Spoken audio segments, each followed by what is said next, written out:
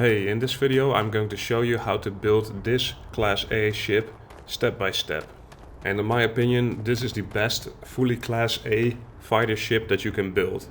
And that's because this ship has the fastest engines, the highest possible mobility score, and the best Class A weapons.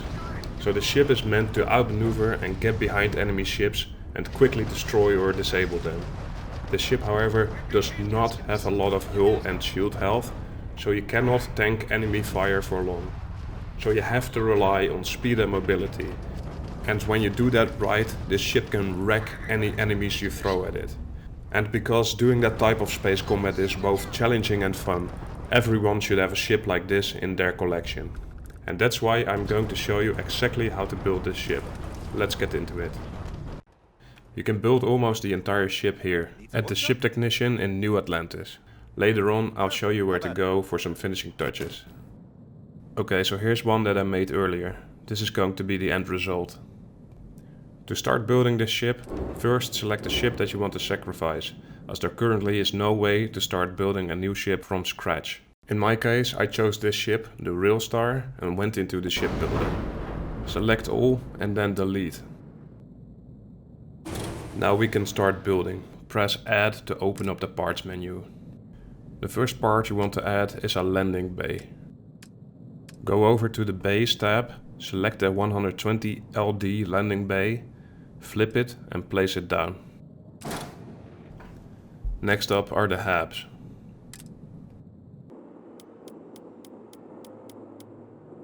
Place down the Deimos companionway one by one and place it on top of the landing bay. Next up, place a 2x1 control station hab and snap it to the companionway. The advantage of the control station is that it has 4 crew stations.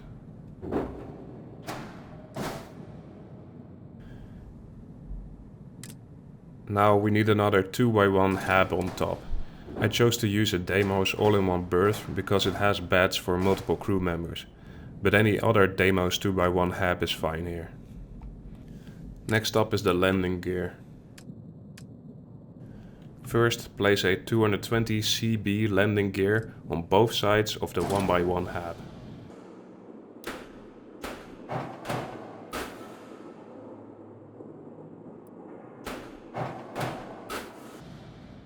Now it's time to place the NG20 landing gear on the front of the ship under the 2x1 hab. I found out that this is only available here because it was part of the Railstar ship that I deleted at the start. If you don't have this available, you can get it at the Ship Services Technician in New Homestead, which is on the planet Titan in the Sol system. The next part to place is the cockpit. I used the DS 20.3 Phobos cockpit, as it has the highest cargo capacity, but any Phobos cockpit is fine, as they all look and function exactly the same.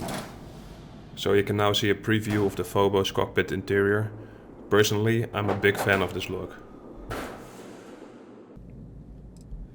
Now let's place the reactor. I picked the Spheromag DC-202 reactor. This is the best Class A reactor, as it gives 33 points of power to use.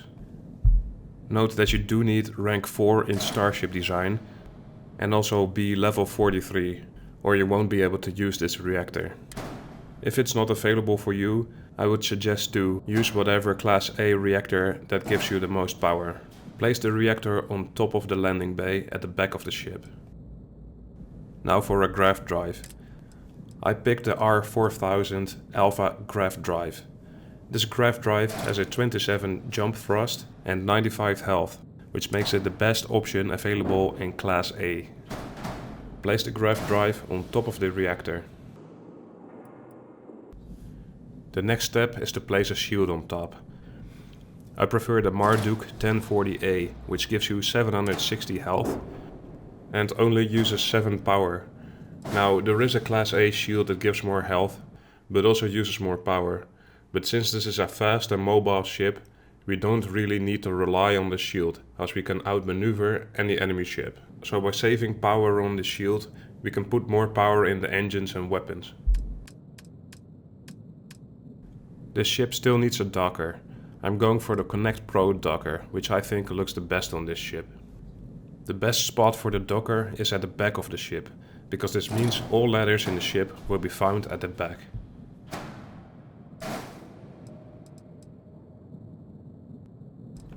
Next up, let's place some structural parts. First, the Deimos Wing A on both sides of the ship. This makes the ship look better, but also provides space to place weapons. Connect the wing to the lower hab here, and on the other side as well.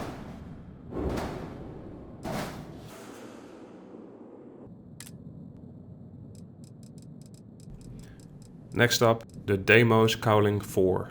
This is only for looks, as it streamlines the ship. Place it here, behind the cockpit.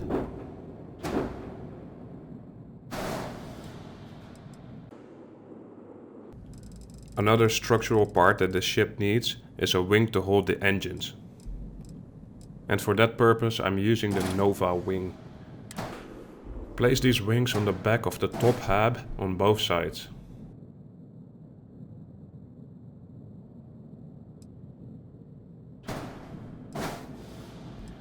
Now it's time for the engines. I'm going for the White Dwarf 3015 because these are the only engines that give you a top cruising speed of 180. And you can go as fast as 280 with these engines with additional speed boosts. If you're interested in that, I made an entire video on that topic, and you can find a link to that in the video description. Place the first engine at the back of the Nova wing, and then another one below that. And repeat this on the other side of the ship.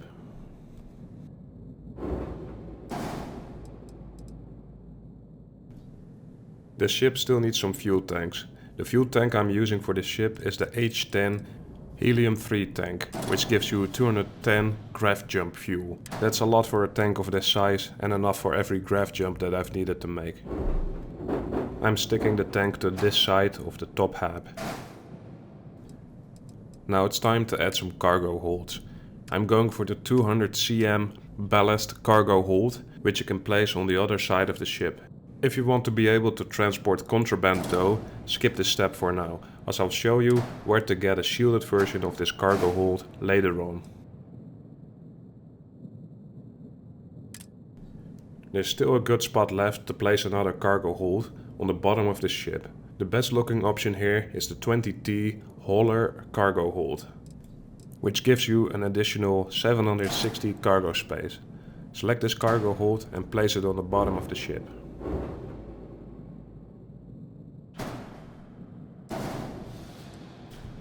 That's all for the body of the ship. From here, all that's left is weapons and some accessories. There are a lot of different weapon configurations you can go for, but I'll show you one of my favorites. To start off, I like using the Vanguard Obliterator Auto Projector. Before you can use these, you will have to complete the first and second quest of the UC Vanguard questline. There are a few things to like about these ship weapons. The first thing is that they're particle beam weapons. This weapon type does the same amount of damage to the shield and hull of an enemy ship. And that means that you can easily destroy the enemy ship without having to use different weapons for shield and hull damage.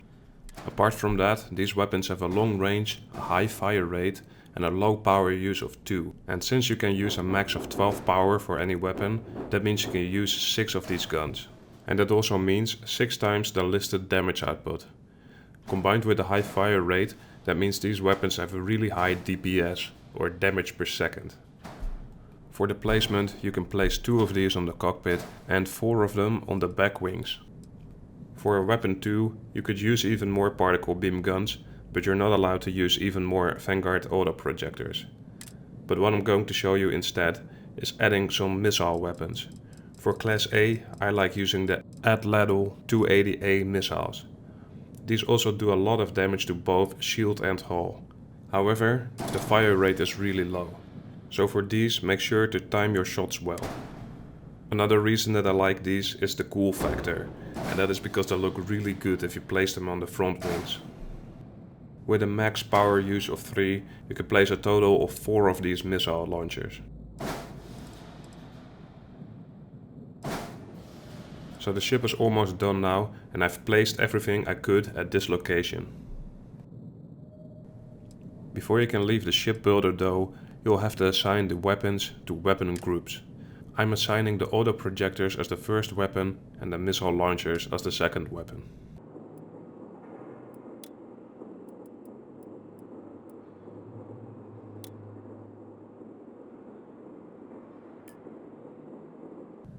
There's one warning left in the flight check, because there's still a third weapon group available that doesn't have any weapons assigned to them right now.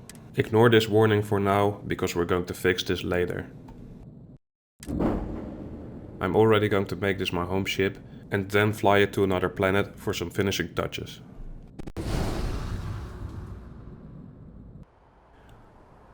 So this is the ship we've got so far, and the cost to get to this point has been 222,000 credits. Okay, next stop is Neon, and I'll show you where that is on the map if you don't know. So you want to land at Neon, not at Neon Core. And Neon is on the planet Foli Alpha in the Foli system, which is to the right of Alpha Centauri. So once you're here, go into the building on the left and speak to the ship services technician. And ask him to view and modify your ships and go into the shipbuilder again.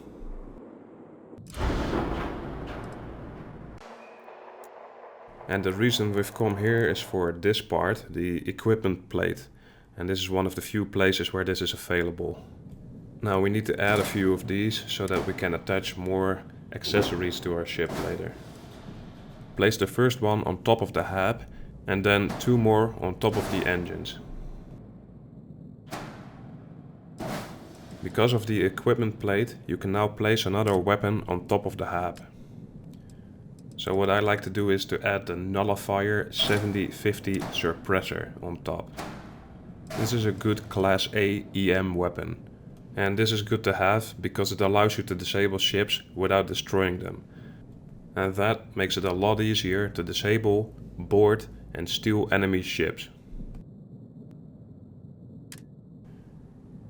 Make sure to add the EM weapon to its own weapon group to fix the error in the flight check. Okay, so that's it for Neon. Now exit the shipbuilder and confirm the modification.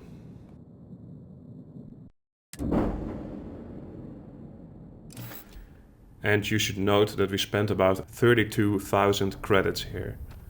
So the total right now is 254,000 credits. Our last stop is the key in the Crick system.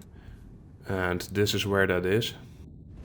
And this is optional and only possible if you've started the Crimson Fleet faction missions. And if you have done that, you can find a few accessories here that further improve the ship.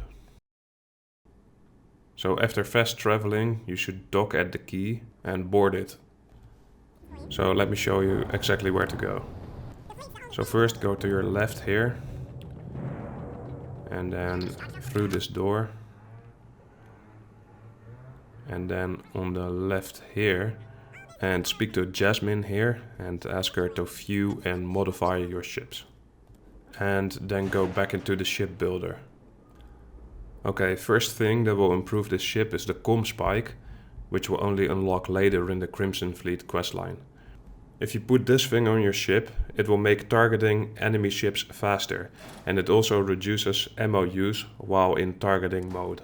And that is really helpful for a fighter ship like the one we're building. Place the comm spike on an equipment plate to add it to your ship. Under the same equipment tab, you will also find the scan jammer, which improves your chance to pass a ship scan when carrying contraband. The multi-frequency scan jammer is the best, so place this one on the equipment plate on the other side of your ship. Now the scan jammer only works if you have a shielded cargo hold, so let's get that one now, as those are also available here. So I just deleted the 200 cm ballast cargo hold, as we're going to replace it with a shielded version. And there it is, just place it down to replace the unshielded one. So that's it, that's all the parts added. Now all that's left to do is to customize the color of the ship. And of course, this is also optional. And if you do this, just go for any color scheme that you like. So I went with a yellow and orange color scheme, and I will show you exactly how to get that one. So the first step is to select the entire ship and press color to go into the color selection menu. And I'm using this bottom color selection bar. Let me show you some of the options first. I also think the dark gray or black looks good on the ship. Which do you think looks best? Let me know in the comment section below. But now let me show you the exact color scheme that I went with. To start off, for color 1, go with this yellow greenish color. Then on saturation, go down by about a third. Then select color 2 and select orange from the bottom bar. And then do the same for color 3. So this is the exact color scheme that I went with. It's pretty eye-catching and unique, which is fitting for this ship. With this game, I'm a little disappointed that you cannot change the color of the weapons and equipment, as it would look even better. So we spent about 11,000 credits here, and that brings the total to 265,000. But that's the ship completely done. Now let's go check it out from up close and also have a look at the interior. So here's the finished ship. I'm going to walk a full circle around it first, so you can take a good look at the exterior. And after that we'll go inside so I can give you a tour of the interior. So a few things about the look of this ship. It's mostly demos, and there are a few Nova Galactic parts as well. All the parts line up really well on this ship, and the design just makes a lot of sense to me. So I'm really happy with how this ship turned out. The engines, reactor and grav drive are a bit exposed. But that's not a problem, as we're going to rely on speed to not get hit. And I also like how the ship is visibly armed to the teeth, so it definitely looks like a fighter ship. One last detail you might like is that the cockpit has red lights on the port side and green lights on the starboard side. And those are called navigation lights, and those are used on airplanes and boats in real life as well, so I like that small detail. Anyway, that was it for the exterior. Now let's go inside. So you enter the ship here in the demos 1x1 companionway. And there's not much here, except for the ladder going up, so let's go up.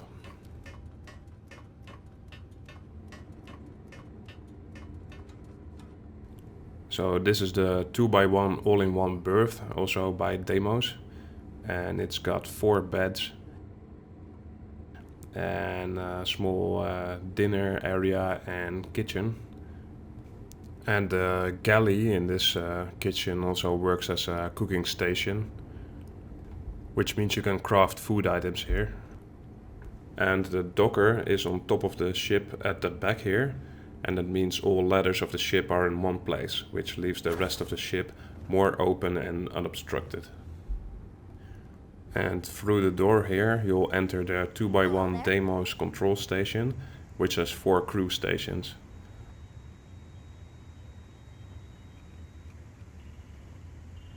Any day you make it through is a victory in my book.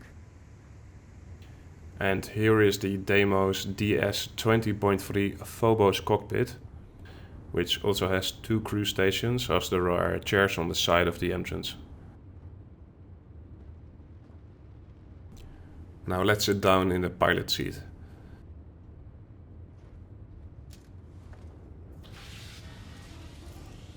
And I like the animation you saw there, where you get locked in, ready for action. Anyway, that was it for this video. Thank you so much for watching. It took a really long time to make this video, so if you liked it, I'd really appreciate it if you could hit like. And also, don't forget to subscribe to the channel if you want to see more Starfield videos like this. I've got a few good ones coming up.